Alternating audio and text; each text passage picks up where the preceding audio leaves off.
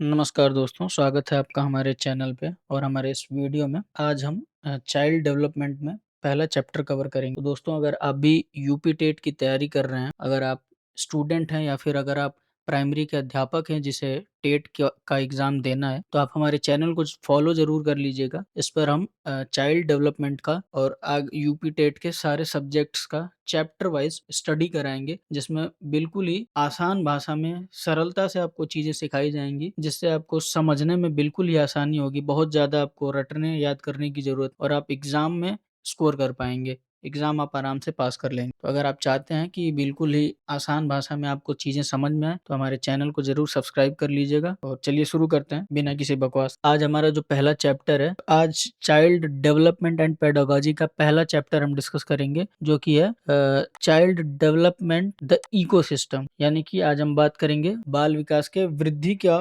पारिस्थितिकी तंत्र यानी इकोसिस्टम। इकोसिस्टम का मतलब क्या हुआ? यानी कि आज हम डिस्कस करेंगे कि बाल विकास का अर्थ क्या है, आयाम क्या है, उसकी अवस्थाएं क्या हैं। इसका विस्तृत रूपरेखा का डिस्कशन करेंगे हम शिक्षक और अभिभावकों के लिए एक वैज्ञानिक दृष्टिकोण से। क्या शुरू करते? बाल विकास यानी कि उसके गर्भावस्था से लेकर मृत्यु पर्यंत तक उसके विकास की जो प्रक्रिया चलती है, उसको सबको यानी सर्वांगीण विकास को ही बाल विकास कहते हैं। अब इसमें आप देखेंगे कि हमारा गुणात्मक यानी क्वालिटेटिव और परिणात्मक यानी क्वांटिटेटिव दोनों विकास शामिल है। गुणात्मक विकास क्या है? गुणात्मक विकास यानी आप इसको कह सकते हैं मानसिक विकास। आप इसको कैसे? मानसिक विकास, मानसिक। परिणात्मक यानी कि शारीरिक विकास, शारीरिक विकास। अब देखिए गुणात्मक में क्या है? कार्य कुशलता है, ज्ञान है, तर्क है, नवीन विचारधारा है, यह सारे आ जाएंगे आपके मानसिक विकास। परिणात्मक विकास यानी शारीरिक विकास में आ जाएगी आपकी लंबाई, भार में वृद्धि, यह सारी चीजें। शारीरिक विकास में आप देखेंगे कि दो तरीके का होता है। एक होता है मोटर डेवलपमेंट यानी जिसमें वो अपनी सब बड़ी मांसपेशियों का इस्तेमाल करता है, यानी दौड़ने में, चलने में,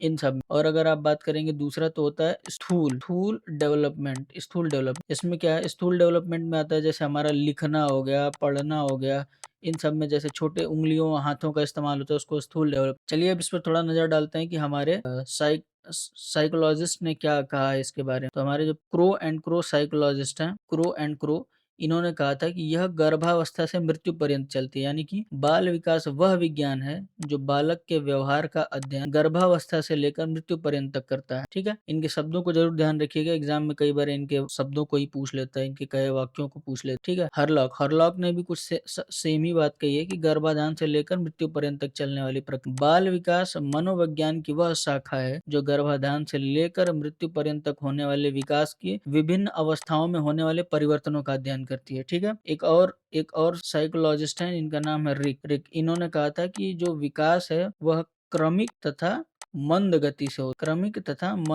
से होती है। क्रमिक मतलब एक क्रम में विकास होता है। पहले बच्चा बोलना सीखता है, फिर बातों को समझना सीखता है। ऐसा नहीं है कि वो पहले समझने लगेगा फिर बोलेगा, ऐसी चीजें नहीं। जैसे धीरे धीरे बैठेगा, फिर हाथ और पैर दोनों की सहायता से रेंगना सीखता है, फिर चलना सीखता है, इस प्रकार। देखिए अब बात करेंगे कि ये जो हमारा विकास है शारीरिक और मानसिक, उसकी आधारशिला क्या क्या है। तो देखिए शारीरिक विकास में आएगा हमारा बाह्य परिवर्तन और आंतरिक परिवर्तन। बाह्य परिवर्तन जो कि हम देख सकते हैं, ऊंचाई यानी कि लंबाई, शारीरिक अनुपात, उसके भार और लंबाई का अनुपात। आंतरिक अवयवों का विकास भी होता है जो विजुअल नहीं होता है। प्रभावक तत्व में आप देखेंगे कि कौन कौन से तत्व इस शारीरिक विकास को प्रभावित करता है। तो पहला अनुवांशिक, अक्सर माता पिता से जो गुण मिलते हैं उसे कहते हैं अनुवांशिक गुण। तो ये सबसे ज्यादा प्रभावकारी होता है हमारे शारीरिक विकास। फिर होता है बालक का परिवेश बहुत निर्भर करता है हमारे शारीरिक विकास पर। जैसे आप देखेंगे कि चीन का परिवेश अलग है, तो वहाँ के लोग की उनकी औसत लंबाई बहुत कम होती है। उसके मुकाबले आप अगर देखेंगे तो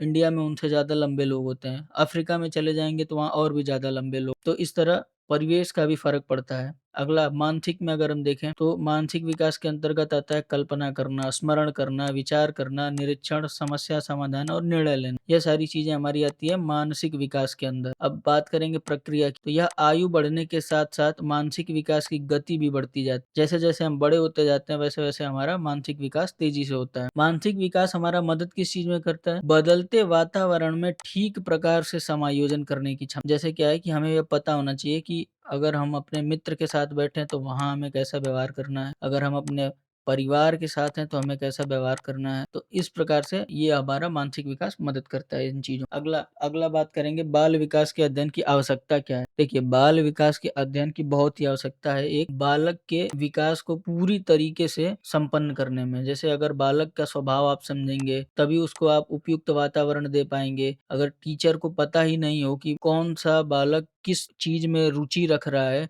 या फिर कौन सा बालक ज़्यादा तेज़ी से चीज़ें सीख रहा है या फिर कौन थोड़ा-सा कम चीज़ें सीख पा रहा है, तो वो उसको उस प्रकार की शिक्षा नहीं दे पाएगा। आप सबको समान शिक्षा नहीं दे सकते, इसलिए आपको थोड़ा-सा ध्यान रखना पड़ेगा। सेम उसी प्रकार से परिवार और समाज को भी बाल विकास का अध्ययन इसलिए होना चाहिए ताकि वह उसको सही माहौल दे सके। अभिभावकों को भी बाल विकास का जानकारी होना चाहिए ताकि वो उसके असामान्यताओं तथा कमियों का पूर्वानुमान करें और उसमें सुधार ला सकें। आगे हम बात करेंगे मानव विकास की अवस्थाओं का। तो देखा जाए तो मानव विकास की यह 7 अवस्थाएँ हैं। मानसिक विकास हमारा इन सातों अवस्थाओं में होगा, यानी कि गर्भावस्था से लेकर वृद्धावस्था तक। लेकिन जो हमारा शारीरिक विकास है उसकी अगर हम बात करें तो वह मुख्यतः हमारा शैशवावस्था से और किशोरावस्था तक। चलिए इस पे दृष्टि डाल शैशवावस्था यानी कि 0 से 6 वर्ष तक हमारा होता है शैशवावस्था। इस शैशवावस्था में आप देखेंगे विकास की गति बहुत तेज होती है, यानी कि शारीरिक विकास बहुत तेजी से होता है। इसके साथ ही बच्चा दोहराना यानी नकल करना बहुत तेजी से सीखता है, जिससे मानसिक विकास भी तीव्र गति से होती है और उसकी जिज्ञासा इस समय सर्वाधिक होती है। अब अगर बात करें हम बाल्यावस्था की, तो बाल्यावस्था हमारा होता है 6 से 12 वर्ष। तो इसमें आप देखेंगे तो विकास की गति इसमें भी तीव्र होती है, सीखने की गति। लेकिन अगर हम तुलना करें शैशवावस्था से तो इसमें विकास की गति मंद होगी। लेकिन ज्ञान का क्षेत्र आप देखेंगे तो विस्तृत होता जाता है, ज्ञान का क्षेत्र उसका बड़ा होता जाएगा। अब उसको पढ़ना, लिखना, समाज में रहना, सारी चीज़ें सीखनी होती हैं। तो ये ध्यान रखिएगा कि अगर पूछता है विकास की गति बाल्यावस्था में तो वो तेज होती है, लेकिन अगर शैशवावस्था की कंपैरिजन में पूछेगा तो वो मंद होगी। मुख्य विशेषता इसमें आप देखेंगे तो चिंतन एवं तर्क शक्तियों का विकास हो जाता है बाल्यावस्था में। ठीक है, अब चलेंगे हम किशोरावस्था में। किशोरावस्था में आप देखेंगे विकास की गति जो हमारा शारीरिक विकास है वो बहुत तेजी से होता है। सारी मांसपेशियां लगभग विकसित हो जाती हैं, शरीर पूरा लंबाई जितना हमें चाहिए उतनी पा लेता है इसी अवस्था में। और यौन परिपक्वता, प्रजनन अंग का विकास तथा स्मरण शक्ति में वृद्धि होती है। चीजें याद रखने में वृद्धि हो जाती है। सामाजिक दृष्टिकोण से भी आप देखेंगे तो इस अवस्था में मित्र बनाने में तीव्र प्रवृत्ति का प्रगाढ़ होता है। लाइक मतलब मित्रता का भाव बहुत तेज होता है इस अवस्था में। अब अगर हम बात करें तो विकास के आयाम कौन कौन से हैं।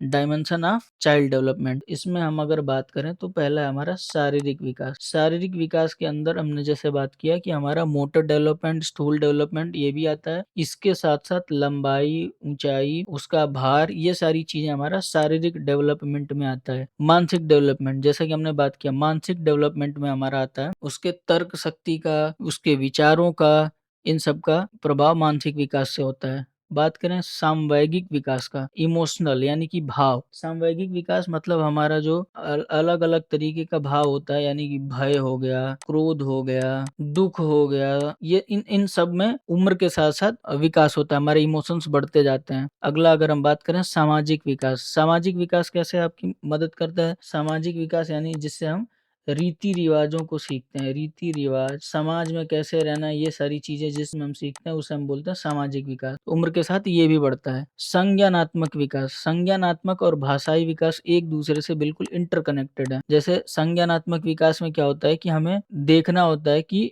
बालक में क्या क्या कमियां हैं और उन कमियों को दूर करने के लिए किन विधियों का उपयोग हमें करना चाहिए जिससे उसकी इन कमियों को हम पूरा कर सकें। और भाषाई विकास हो गया, हमारी अभिव्यक्ति का एक साधन होता है भाषाई विकास। तो जैसे जैसे हमारी उम्र बढ़ती है हमारा भाषा का भी विकास बढ़ता जाता है। अगर आप चाहते हैं कि बालक का सर्वांगीण विकास हो तो सर्वांगीण विकास के लिए आपको सभी आयामों का उचित समायोजन आवश्यक। देखिए संज्ञानात्मक और भाषाई विकास में अंतर संबंध है, उसको आप इसको देख के समझ सकते हैं। अब अगर हम बात करें कि शब्दकोश का, एक बच्चे को जन्म से लेकर मृत्यु पर्यंत तक उसके शब्दकोश कैसे रहते हैं, तो आप देखिए इस पे कितना ड्रास्टिकली वृद्धि देखने को मिलेगा। जन्म के समय बिल्कुल ही कोई जानकारी नहीं होती है, फिर 3 से 4 शब्द आते हैं, फिर 10 से 12 और ये बढ़ता ही जाता है ग्राफ। मृत्यु तक ये ग्राफ चलता रहता है, मृत्यु तक आपके आपके शब्दकोश बढ़ते ही जाते हैं। सामवेगिक और सामाजिक विकास का ताना बाना, यहाँ पे आप देखिए कैसे सामाजिक और सामवेगिक विकास एक दूसरे से जुड़े हुए हैं। जैसा हमने डिस्कस करा था कि सामवेगिक विकास में हमारा भय, क्रोध, घृणा, आश्चर्य, स्नेह, ये सारी चीजें आती हैं और इसी चीजों के हिसाब से हम समाज में अपना संबंध स्थापित कर पाते हैं। ठीक है, आगे बढ़ेंगे। जैसा कि आप देख रहे हैं कि ये सारी चीजें जो भी जितने भी विकास हैं ये एक दूसरे से किसी न किसी रूप से कनेक्टेड हैं, जो कि आपने देखा भी होगा कि एक समाज में सारी चीजों का एक मानसिक रूप से अगर कोई मूर्ख है, मानसिक रूप से नहीं डेवलप हुआ तो वो भी उसका भी सामाजिक विकास नहीं होता है। शारीरिक रूप से भी सही होना चाहिए, मानसिक रूप से भी सही होना चाहिए, सामाजिक व्यक्ति और उसको अपनी भाषाओं पे भी पकड़ हो कि कैसे किसी से बात करनी है, तो वो सारी चीजें एक दूसरे से ऐसे अंतर संबंधित हैं। आगे बात करेंगे सृजनात्मकता। सृजनात्मकता यानी कि क्रिएटिविटी होती है। क्रिएटिविटी क्या होती है? तो यहाँ पे आप देखेंगे कि यह विकास का शिखर है। विकास का शिखर कैसे? सृजनात्मकता का मतलब क्या होता है? किसी भी चीज में नई चीज को खोजना या फिर बनाना। जैसे हम अभी म्यूजिक की बात करें तो आप देखते हैं कि म्यूजिक कंपोजर म्यूजिक बनाता है। अब म्यूजिक कंपोजर अच्छे म्यूजिक बनाता है तो वो कैसे बना पाता है? वो बनाता है जब उसको सारी नॉलेज होती है, वह पूरी तरीके से अपने म्यूजिक का नॉलेज पूरी तरीके से डेवलप कर चुका है, इसलिए वह अब उसमें नया म्यूजिक बना सकता है। जैसे आप जेम्स ड्रेवर के शब्दों में देखेंगे, जेम्स ड्रेवर कहते हैं कि अनिवार्य रूप से किसी नई वस्तु का सृजन करना ही सृजनात्मकता है। यानी कि अगर आप किसी नई चीजों का सृजन करते हैं तो वह क्रिएटिविटी में आता है। म्यूजिक हो गया, आर्ट हो गए, सारी चीजें हमारी क्रिएटिविटी में आती हैं। जो हमारे गिलफोर्ड महाशय हैं उन्होंने क्या कहा है कि सृजनात्मकता क्या है, उसके तत्व क्या है। तत्व में आप देखेंगे कि तत्कालीन स्थिति से परे जानने की योग्यता, यानी कि थिंकिंग बियॉन्ड द प्रेजेंट। आज क्या चल रहा है उससे नहीं, आगे क्या हो सकता है उन चीजों के बारे में जिनको परखो, वह इस तत्व के अंतर्गत आते हैं। समस्या की पुनर्व्याख्या करनी आनी चाहिए। सामंजस्य यानी हारमोनी, किसी भी चीज को करने से पहले आपको पता होना चाहिए कि कौन कौन से स्टेप्स हमें लेने पड़ेंगे इस चीज को करने की, उसी की हारमोनी करने को, यानी कि उसके स्टेप बाय स्टेप चीजों को समझने को ही बोलते हैं सामंजस्य स्थापित करना। अन्य के विचारों में परिवर्तन यानी कि इन्फ्लुएंस करना, अपने विचारों से आप किसी बात को मनवा सकें, उसको कहते हैं changing others perspective with Avid. तो ये है इसके मुख्य तत्व। अब हम बात करते हैं सृजनात्मकता क्षमता का विकास, यानी कि शिक्षक का टूल किट। इसमें अगर हम बात करें तो तथ्यों का अधिगम, यानी स्पष्ट करें कि कौन से तथ्य सिखाए जाएं। अब एक शिक्षक के पर्सपेक्टिव से ये सारी हम चीजें देख रहे हैं। क्रिएटिव क्षमता एक टीचर के उससे। मौलिकता का दर्शन, बच्चों को उनके मौलिक विचारों के लिए प्रोत्साहित करें। स्व मूल्यांकन, यानी कि स्टूडेंट्स को अपना मूल्यांकन स्वयं करना आना चाहिए। समस्या के स्तरों की पहचान, समस्या किस स्तर का है वह जानने की क्षमता होनी चाहिए। जांच की कुशलता, यानी कि अपने विचारों का परीक्षण करना आना चाहिए।